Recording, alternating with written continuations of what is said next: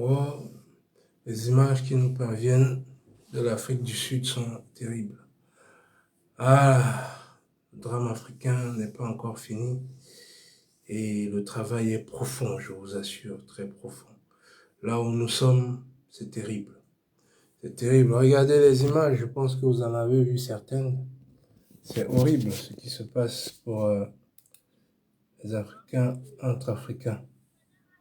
C'est juste ce que mes yeux peuvent pleurer.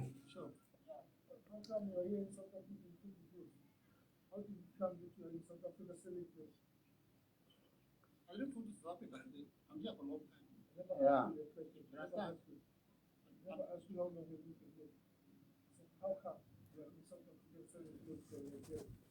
How come? This is what I'm doing for living. I don't know what I'm doing, but the only thing is what I'm doing to feed my children. Where are you still? They are in my house. Yeah, around here. Yeah, in South Africa here.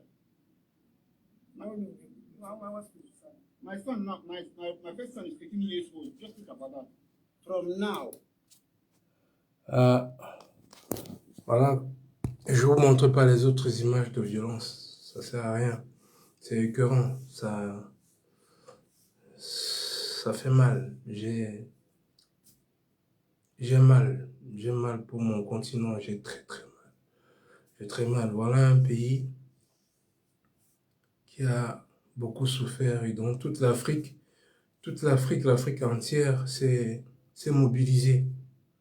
L'Afrique entière s'est mobilisée. Je pense encore quand comment les chanteurs chantaient. Qui n'a pas chanté pour l'Afrique du Sud pour que ce soit libéré? Qui n'a pas chanté? Qui n'était pas content le jour où Nelson Mandela était libéré? Qui n'était pas devant sa télé pour voir aujourd'hui ce que nous sommes en train, ce que nos frères africains sont en train de faire subir aux autres? Sur des frontières qui sont même pas les nôtres. Sur des frontières qui sont pas les nôtres. Ce monsieur-là, qu'est-ce qu'il fait? Il vend. Il n'a pas tué, il n'a pas volé. Il essaye de vivre, de faire vivre sa famille. Et d'autres Africains viennent le chasser. D'autres Africains, entre parenthèses, hein, parce qu'il faut savoir que c'est monté tout ça.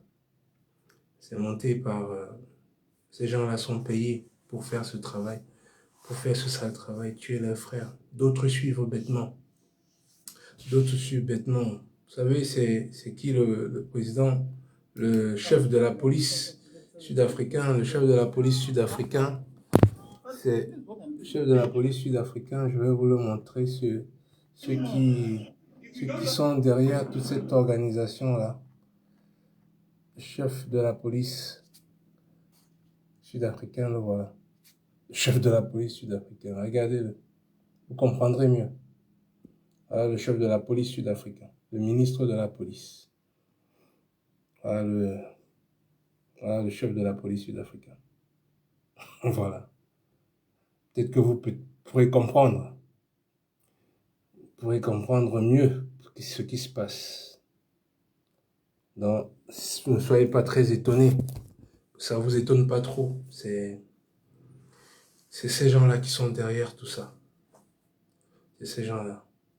Parce que ils ont plus de 80% de la terre.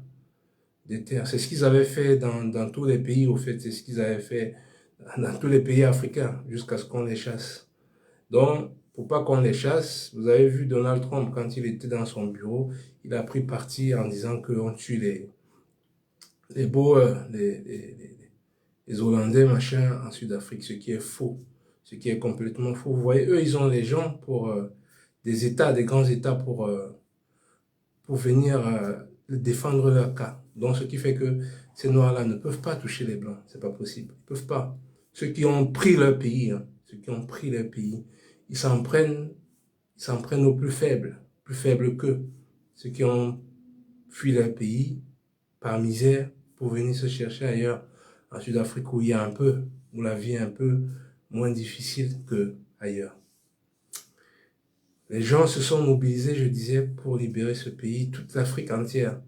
On était tous contents que Mandela soit libéré, tous contents que l'Afrique du Sud soit libérée. Et aujourd'hui, voilà le retour de bâton. Voilà le retour de bâton qui est là. L'Afrique du Sud est toujours tenue économiquement. Politiquement, elle est plus ou moins libérée, mais politiquement, ça sert à quoi quand derrière, tu ne peux pas financer ta politique. Donc, c'est encore les Anglais, les Hollandais qui tiennent les Français et qui tiennent ce pays. Et les Juifs qui tiennent ce pays.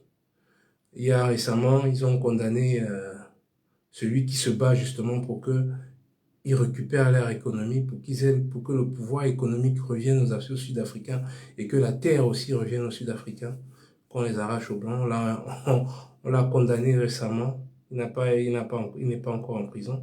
Il a fait appel. On l'a condamné pour 5 ans. Pour rien. Hein. Parce qu'il est dans un meeting, il a pris une arme, il a tiré en l'air. Pour ça, on l'a condamné pour 5 ans de prison. Bon, c'est ce que Donald Trump demandait. Hein. Donald Trump avait demandé, vous avez entendu, quand il parlait au président sud-africain, il a demandé que ce type, il est dangereux. Ce type est dangereux parce qu'il demande que les Blancs redonnent les terres et l'économie au pays. Voilà pourquoi il est dangereux. Donc ce type est dangereux, il faut l'éliminer. Il faut le neutraliser. Donald Trump l'a dit dans son bureau au président sud-africain, on devrait neutraliser ce pays. Le président sud-africain a essayé de minimiser les choses en disant à Donald Trump que c'est un petit parti. Donald Trump lui a dit que non, c'est pas un petit parti. C'est un parti qui remplit des stades. Mais c'est un monsieur qui fait peur aux puissants, les Elon Musk et toutes les familles riches, les familles pilleuses de notre continent et de ce côté de l'Afrique du Sud. Donc, aujourd'hui, il va y avoir des élections. Comme vous avez suivi l'année d'avant ou quelques années avant, pas l'année dernière, c'était ça pareil. Quand les élections approchent, ces gens-là excitent certaines personnes, ils financent un groupuscule, petit groupuscule, qui manipule la jeunesse sud-africaine, qui est bien sûr qui est délaissée, appauvrie. Donc quand tu es appauvri, il faut trouver un bouc émissaire. Et sachant qu'ils ne peuvent pas toucher les Indiens qui sont là-bas, ils ne peuvent pas toucher les Blancs, parce que les Indiens, ils ont un État fort, capable de riposter, de mettre la pression au président sud-africain sur les deals qu'ils ont entre eux. Et je parle même pas des Blancs. Hein. Vous avez vu ce qui s'est passé au bureau, à la Maison Blanche. Donc, nous là,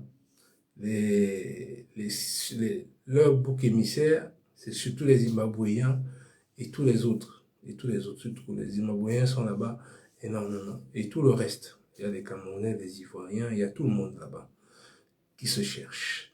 Ils sont en train de vivre un cauchemar. Un cauchemar. Certains sont carrément tués. Ça va à ce niveau. Ça va à ce niveau. Il s'est filmé pour faire peur, pour lancer un message de peur à tout le reste. Les gars, ils ont des commerces, ils n'ont rien fait de mal. Rien fait de mal. Mais on ne peut pas. Dans aucun pays au monde, on ne peut tolérer que c'est la masse qui fasse la justice. On ne peut pas tolérer ça, c'est pas possible. C'est pas possible. Ça ne se fait pas, surtout pas un pays qui a des outils pour faire ça. Si on attaquait un autre groupe, les deux autres groupes qui tiennent l'économie du pays, vous allez voir que ça ne serait jamais toléré. Ce qui s'est passé, il y a eu une histoire un jour où il y avait une grève sur les mines d'or. Il y avait eu une grève justement des mineurs pour que leur salaire soit perçu. Et les mineurs, c'est des Noirs. Leur salaire soit augmenté. Et je vous assure, comme ils avaient bloqué la mine, je vous assure, on les a massacrés. On les a tués, la police a tué beaucoup de mineurs. Pour que ça soit libéré. Donc, pour arrêter ça, c'est facile. C'est trop facile. Pour l'État, mais c'est voulu. Mais comme comme la population est désœuvrée, elle, elle, elle, elle, elle se rabat sur leurs frères, sur leurs propres frères, soi-disant de rentrer chez eux et tout cela. C'est l'Afrique, c'est les colons qui sont venus mettre des, des, des, des, des, des, des frontières, soi-disant. Les Zimbabwéens, c'est des Sud-Africains. Les Zimbabwéens, c'est des Sud-Africains. Mais qu'est-ce qu'il y a de mal que quand tu vois une meilleure heure à heure de bouger? Tout le monde l'a fait. Tout le monde l'a fait. Ça se fait partout. Avant, ici, il y a plein d'Italiens et de Portugais qui sont venus là. Aujourd'hui aussi, c'est leurs parents qui sont venus, c'est les enfants qui sont nés ici, machin, ils sont devenus pires que les Français qui les ont accueillis avant. Mais bon, ça c'est un autre débat. Donc, les terres sont, toute la richesse africaine, toute la richesse de l'Afrique du Sud sont tenues par les Boers, les Hollandais et les Anglais. Eux, ils ne sont pas, visés. On ne vise pas cela. Les pauvres ne vont pas viser ceux qui les maintiennent dans la misère. Ils vont se refouler leur haine sur les autres qui eux travaillent, qui essayent de survivre. Donc, j'en appelle à tous les pays d'Afrique. C'est nous qui avons fait tout pour que l'Afrique du Sud soit libérée. C'est nous qui avons tout fait. J'en appelle à tout pour que ça ne se répète plus jamais. Pour que ça ne se répète plus jamais. Parce que ça ne va jamais arrêter tant qu'il y aura pas, tant qu'on ne va pas répondre. Si on ne répond pas, s'ils ne ressentent pas que on répond, on touche les intérêts de ces gens-là. Ils ont des sociétés. Ils ont des sociétés en Afrique. Ils ont des sociétés comme NTN que je connais et bien d'autres, les Starlink, les machins. Ils ont beaucoup de sociétés là-bas qu'il faut toucher. Il faut toucher ces sociétés. On peut pas tuer des Africains et qu'on laisse, qu'on a envoyé. Il faut toucher leurs sociétés. Il faut aller dans leurs ambassades et faire du bruit. Ramener même de la merde et jeter là-bas. Ramener du caca, c'est du caca. Vous jetez dans toutes leurs fenêtres là-bas. Il faut vraiment faire sentir que on en a marre. On en a marre. Comme ça, si on touche, si on répond, on répond. S'il y a de la réciprocité, si on répond à ces gens-là, les gagnants ont été touchés. Tout le monde est touché. Donc, mais si les ambassades partout en Afrique, ou les Nigérians, comme la photo que je vous donne, c'était un Nigérian. Les Nigériens ne peuvent pas me dire qu'ils vont laisser les Sud-Africains continuer à molester leurs compatriotes comme ça. Les Camerounais sont dedans, tout le monde est dedans. Les Ivoiriens sont dedans. Il faut passer un message fort et se mobiliser à travers toutes les ambassades sud-africaines dans le monde.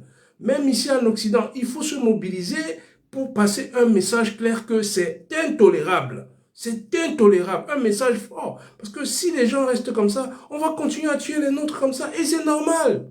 C'est normal. On ne peut pas toucher un blanc comme ça là sans que tous les pays occidentaux se lèvent. Nous, on se laisse toujours faire. On laisse. On est en train de regarder comment nos frères sont en train d'être tués. On laisse. On se tait. C'est comme ça que les flics nous tuent ici. On se tait. Arrêtons de nous taire. Il faut de la réciprocité. Ces gens-là n'écoutent que pas là. Si vous les faites aussi mal qu'eux, mais ils vont arrêter. Ils ne pourront plus jamais faire cela. La police va arrêter cette population. Cette population, comment on ne peut pas la contrôler? Il y a un monsieur carrément qui rentre dans les hôpitaux, un Sud-Africain, qui rentre dans les hôpitaux pour demander aux malades qui ne sont pas Sud-Africains de sortir de l'hôpital. Et vous allez là, vous êtes là, vous vous occupez de vos machins. Vos enfants vont voyager un jour. Nous sommes tous appelés à voyager. Nous sommes tous appelés un jour à envoyer nos enfants dans les écoles pour aller chercher le savoir, parce que le savoir se trouve dans le monde entier. Je ne parle même pas de l'économie. On est appelé à bouger. Les gens ne vont pas se faire justice tout seuls. Pourquoi les pays ont des justices? Pourquoi est-ce qu'un pays a une justice? Si c'est à la population maintenant de faire la justice. Si les Sud-Africains, les autorités sud-africaines laissent leur population s'en prendre aux autres, Allons-y dans les ambassades de ces pays-là, faisons-les savoir que enough is enough.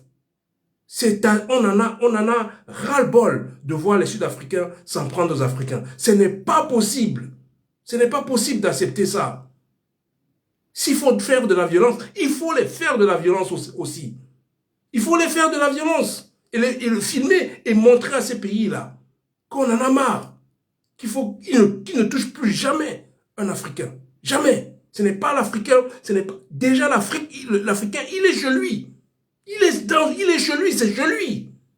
C'est chez lui. S'il a commis un crime, oui, on le condamne. Mais s'il est là pour essayer de vivre, vous n'avez pas à le toucher. Vous n'avez pas à le toucher.